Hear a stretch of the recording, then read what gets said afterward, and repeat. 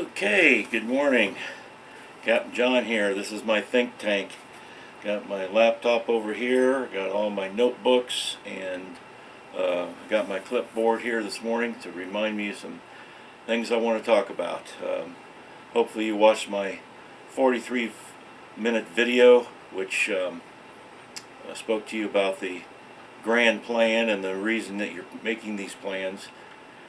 As you all well know, it is a upside down world, and just yesterday, presidential candidate Ben Carson spoke to the news media about the dangers of our electric grid being extremely vulnerable to attack either by computer hacking or by nuclear electromagnetic pulse, or called EMP. So the United States of America can be brought down in an instant by one of those events, and there will be no more electricity for a long time. Once electricity is down, you have nothing operating that can bring it back up. So it behooves you to be prepared. I was listening to the radio yesterday, and the U.S. government, Ready.gov, is imploring people to be prepared. They're getting a little more demonstrative about how important it is that you be prepared. If you're not prepared and the power goes out, I got news for you. You're going to die. It's that simple. They already think probably about 90% of Americans will die because you weren't prepared. If you go look in the refrigerator, that's where most of your food is stored, and you go look in the cupboards, you got a lot of canned stuff and a lot of box stuff, but it won't last you very long. If the power goes out, your refrigerator is going to stop working. You're going to lose all that food in the refrigerator, and you're going to have all the food in the cupboards, but you're not going to be able to cook it because you didn't make a plan, and so you don't have any way to cook it. So you're going to be screaming in the streets, just like we saw when Hurricane Katrina hit New Orleans. Everybody was not prepared, and they were all screaming in the streets, hoping somebody would come and help them. If the power goes out, nobody is coming to help you. You're on your own. Today I'm just going to talk to you about the food plan. This is a small aspect of the complete plan that I talked about in the other video. But again, if the lights go out, oh my gosh, what are you going to do? Well, if you have no plan, say your prayers, because you're going to die. Why are you going to die? Well, you have no water, and you have very little food, and those things are kind of important to keep going. If you have a plan, which is the plan I'm going to give you right now, you have a chance. Even with a plan, it's going to be very difficult to live, and you still may not live. But if you have a fighting spirit like I do, we're not going down without a fight. And wife and I suppose is we are not going to become victims. So if you don't want to be a victim and you want to live, you make a plan. I hope you're taking notes. You have the plan on my website, youcandoit.org, and you can download my book. You can download the food list. Those are all free. I do this because I love America, and I want to help people. Okay, so the power goes off. You have no water. You have 1 week of food. You have no way to cook it. The refrigerator food is gone. You have no way to defend what you have. You can't flush the toilet. It is one big mess. That's with a no plan. With a plan, you can live and you can stay alive. Now, before we talk about food, you got to have water. Human body cannot live with water less than 3 days. You need water to cook. You need water to drink, you need water to wash with, you need water to flush the toilet, you need water to clean your clothes, you need to wash your dishes, and you need to have water for your pets. And you know, we have lots of pets here, and we love our pets, and we are securing them just the same as we're securing ourselves. Um, where does water come from? Well, it only comes from two places. It comes from the sky, or it comes from the ground. Okay, take your pick. If you're fortunate enough to have a well, of course, if there's no power, you won't be able to pump the water up from the well. So, if you had a pitcher pump and you had a shallow well, then you got water. If you have a deep well, you're going to need electricity, which means in order to use a well, you're going to have a solar system. So you want to look at your plan and see if it's something that you can afford to do. A good solar system, enough to run your well and a refrigerator, you're going to need a minimum of 6 to 8 100-watt solar panels and about 5 to 6 deep cycle marine batteries. So all of that's going to cost you about $2,000, and the government will give you a 30% tax credit immediately at the end of the tax year once you state how much money you spent on solar products. So the $2,000, that's $400 off. You'll only be $1,600. That's a good $1,600 you can spend rather than going on that vacation you were thinking about. I live in peace because I'm ready. You can also get the water from the sky. It rains periodically, unless you live in California. But most of the country gets enough rain that you could replenish storage containers from gathering the rain off your roof. There'll be some snapshot videos after this presentation to show you how you can capture water from your roof and put it into storage containers, purify it with chlorine, pump it through a whole house filter, either by hand or with an electric pump, and then bring it into the house. Or you can use a bucket. Or you can use gravity. If your water container is up high, you can use gravity to get the water. But sky or ground, that's the water sources you have. You might live by a river or a lake. You can go down there with your buckets and get the water. Be nice to have large containers to store that water in. If power's out, you're not going to work, so you'll have a new job that's going to get in water every day. So number one thing is water. You got to stay hydrated, you got to stay clean, and you got to have good toilet hygiene. You got to purify the water, have several gallons of chlorine in your possession.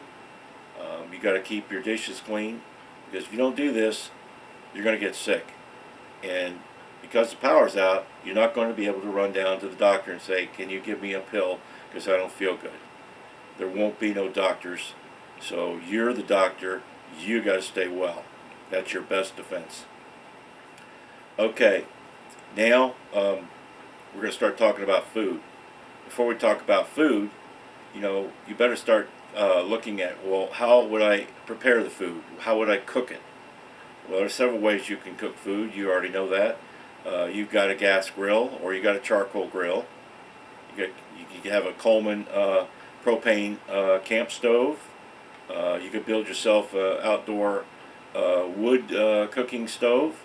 A Dutch oven is a big cast iron steel pot with a steel lid that you put charcoal over top. You can make all kinds of stuff in a Dutch oven. You can get Dutch oven cookbooks, and it'll be really good eating. If you're going to use a gas grill or a camp stove, of course, you want to have a lot of propane tanks, or the smaller propane tanks. Have a large stock of those things. And in any case, when you're going to cook, you need to start the fire, you need matches or lighters. For charcoal, you need lighter fluid. You need the paraffin cubes. So you need to consider how you're going to start your fire. Okay. All right. So once you know what your cooking tools are, um, you can start deciding what the food's going to be. Now, there's a base food that everybody's going to want to get because it lasts forever. That's rice and dried beans, honey, salt, sugar. Has indefinite shelf life. So those are your primary foods that you won't die if you have that as a minimum. Of course, life won't be a lot of fun with just that as a minimum. But one thing nice about rice and beans, it's very cheap. You can buy 50-pound bags of it, very inexpensive, and it lasts a long time. Next thing is canned goods. If you go to the store, when you look at the canned goods, check your expiration dates. Right now it's 2015, so I look for food that's got 2017, 2018 use by dates. Now that doesn't mean the food's no good after that use by date. It just might not be as good, but it will still be good. So lots of canned goods. You want to buy healthy food like vegetables, a lot of green vegetables, carrots, green beans, peas, corn, um, those kind of things. You can't have too many vegetables because if you don't stay healthy, you're going to get sick. There's nobody to go help you get well. So the best defense against sickness is to not get sick. You also want to have fun food. You know, you can't just eat green beans and rice. You need some fun food. So do your research on the internet. The food is on my food list of lots of fun food like pie fillings, bags of M&Ms, fruit. A lot of these things do have really long use-by dates. So when you're going through the store, look at all the food that you like and check the use-by dates. And as long as it's not 6 months away, you know, it's a year to 2, 3 years away, that's a food that you could buy and stock it up and be prepared with. So canned goods, fun food. Now the other thing is you want to stay stocked up with foods that provide protein. You do get protein from your rice and your beans. Peanut butter, okay? The treat and the Spam meat products. Those have extremely long 3 to 4 year use-by dates on them, and so you can get a lot of meat from those. Tuna fish, peanuts, any kind of nuts. So check out the products that provide you with protein. On my food list, food is categorized by the kind of food it is, whether it's a vegetable, a fruit, a protein, a breakfast, a snack. It's all categorized by the type of food that it is. So you want to round out your food list according to my food list. And you know, you might not have enough money to just go out and buy a year's worth of food. So you buy a little bit each payday. Instead of buying one, you look for 2-for-1 deals, and you stock up a little bit at a time because your budget can only handle so much.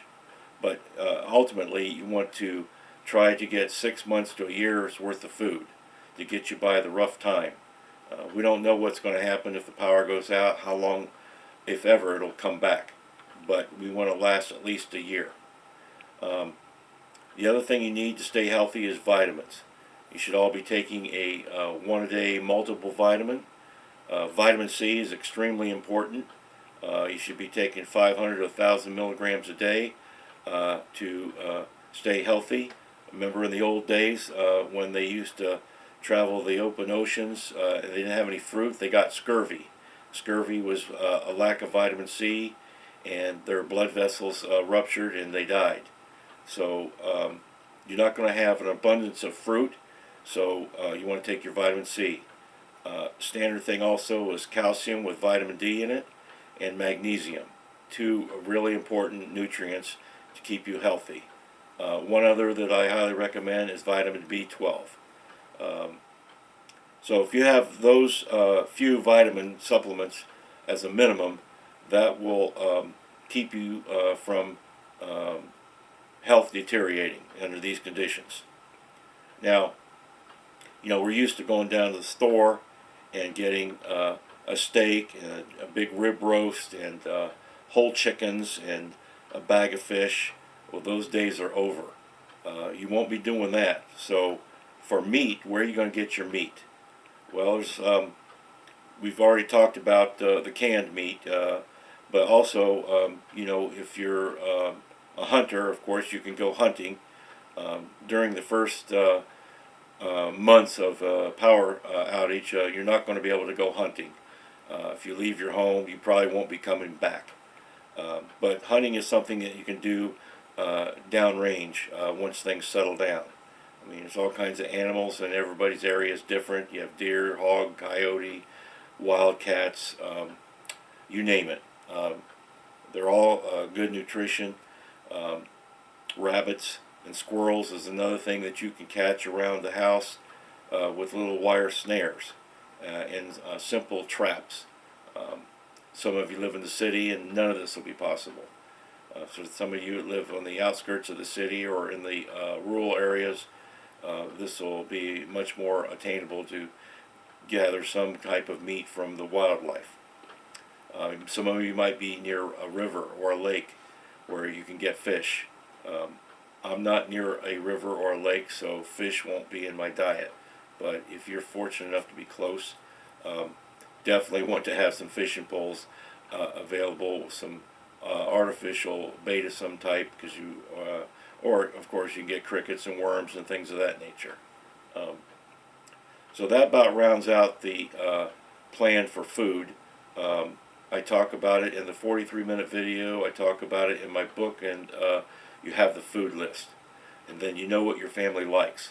So taking all that in consideration, put yourself together a food plan and a water plan that you'll be able to survive.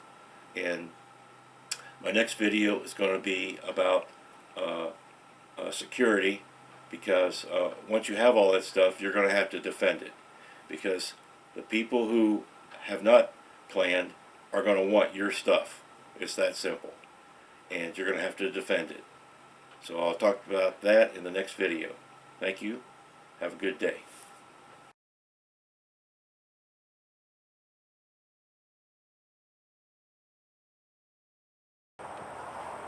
Here's a very simple way to collect water. You pull the water off your roof, dump it into a barrel. This particular one is a watering trough. It's 100 gallons, and I have a screen on the top so the bugs don't get in it. And from there it has an overflow, and the overflow comes down and drains into a secondary catch, a 32-gallon trash can. The trash can's about $17, and the trough is about $70 to $80 at Tractor Supply, and also has a spigot on it. I use this one for toilet water. If the power should ever go out, I hook up a garden hose to it, hook it up to my toilet, and I'm back in business. So I've got 100 gallons of toilet water, which will keep being replenished with rainwater depending on how often it rains in your area. There you go. Here is a typical rain barrel. It's 55 gallons. It has runoff with a tube that comes down here to a 32-gallon trash can. I use that for watering either the animals or my chickens. And then I also have a hose that goes down here. I've got two 32-gallon trash cans in here. I've got it covered up with a tarp so the UV from the sun doesn't destroy the trash cans. And both of those 32-gallon trash cans have water spigots on them that go to a pump, which then pumps that sterilized chlorinated water into the house. Very inexpensive to put this together. once you capture the water from your roofs and you store it in your 32-gallon containers, you want to chlorinate that water, and then that water will then be pumped over here to this whole house filter. The white one is a sediment filter. The dark colored one is the carbon filter, which gets rid of the chlorine taste. And then you have a hose right here, and this here you tie into your spigot into the house, and now you've got running water in your house. And the main thing you need here is solar power to run the electric pump. Otherwise you'll have to use buckets. Now you've collected your water from the rain barrel, chlorinated it in your trash cans, you've pumped it through a whole house sediment and carbon filter. Now the water is going to come here to your faucet, which you're going to use a pure water filter. This will get rid of 99.99% of all contaminants that might possibly make you sick. So without having to boil any water, you have a complete cycle of water purification, and you'll have plenty of water to drink during power outage. Okay, you don't have all those filtering things that I had mentioned to you. Here's a very simple way to purify water. Collect your water, put it in a clear plastic bottle, let it sit in the sun for about 4 hours. The ultraviolet from the sun will purify the water, and it'll be drinkable and safe. It doesn't cost a cent, just use the sun. So have multiple bottles sitting out every day, and you'll have plenty of drinking water. And here's another way you can purify your water. Get a pure water filtration system. Comes with replaceable filters, and you can pour your chlorinated water into that, and this will get rid of the chlorine taste and any sediment, and this will make you have good drinking water as well. This is about a $35 system, plus buy lots of extra filters. Here's another way to store water. Buy your water BPA-free water containers. They're 7 gallons. They're about $20 a piece. Buy them at Walmart, and you ought to have a few of those for immediate backup. Plus you can take chlorinated water and pour it in those and have it ready to go at any time during the day. That'd be your first chore in the morning, is to fill those up.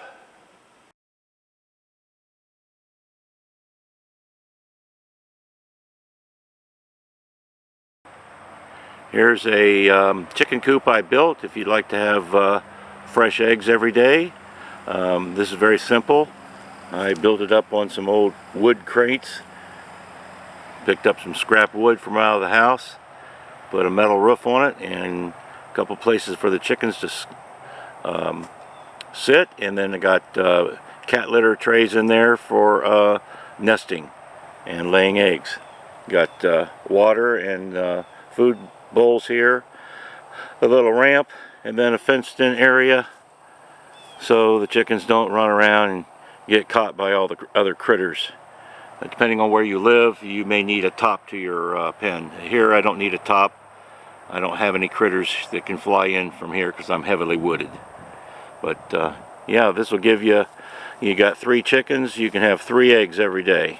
Chickens usually lay 1 egg every day. Sometimes they skip a day. So, chicken coop, good idea.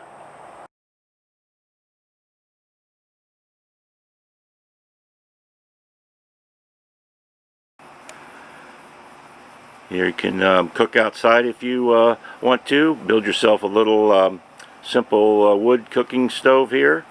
The wood goes down below, ashes drop below that, and then you put whatever you want to cook on the top here. Build it out of a bunch of standard bricks. Didn't cost very much, and quite useful in time of no electricity. So build yourself a little wood cooking grill. All kinds of ideas on the internet if you can't think up one on your own.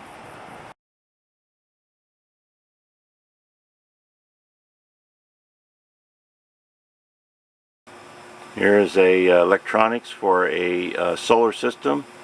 Got your Cobra power inverter. It turns the 12 volt battery into 120 volts for your house. I got a cheap meter from Walmart that monitors the battery voltage being charged right now.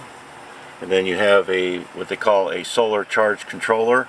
Here, this is receiving power from the solar panels and providing 13.5 volts charge power to the batteries, just like if you hooked up a battery charger to your car. Then the voltage goes from the batteries, goes through very heavy cables into the back of the inverters, and then over here on the other side of the inverter you have a standard 120 volt plug that goes into your house. That's it. Not too complicated. Anybody can do it. Okay, so solar system, look into it. You need about $2,000. Government will give you 30% rebate on that, and you'll have yourself enough to run a refrigerator. Bye.